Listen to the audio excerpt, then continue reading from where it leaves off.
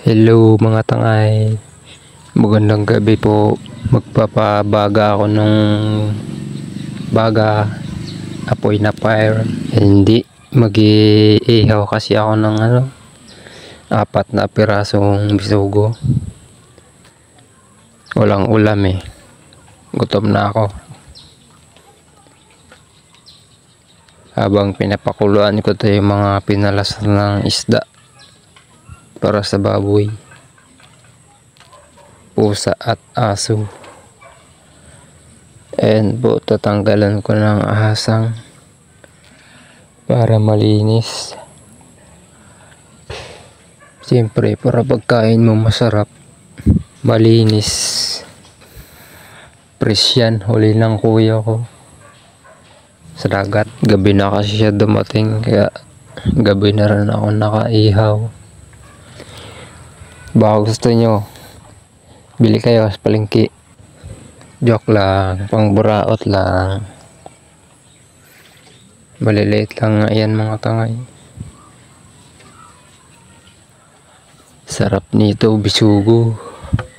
Ako lang kasi dito sa bahay, mag-isa, naiwan. Kausap ko yung sarili ko. Doon sila sa kabila, sa birthdayhan.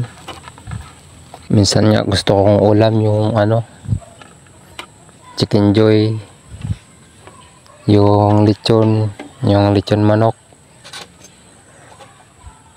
Sarap nun. Yung adobong atay, tapos beef stick.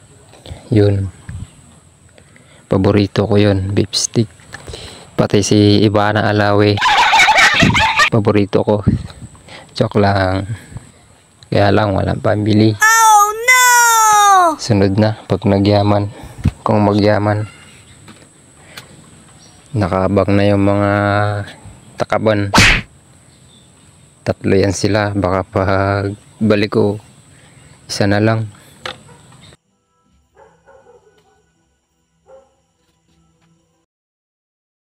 Luto na nga mga tangay.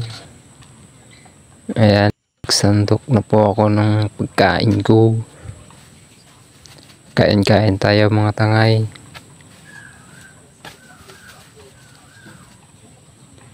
Kunyari malakas magkain, pero minsan walang gana magkain tuwing umaga. Tamad ako magkain sa umaga kasi walang gana. Minsan 1 day 1 eat lang. Minsan tanghali, hapunan bago ako makakain. Hirap pa makaubos.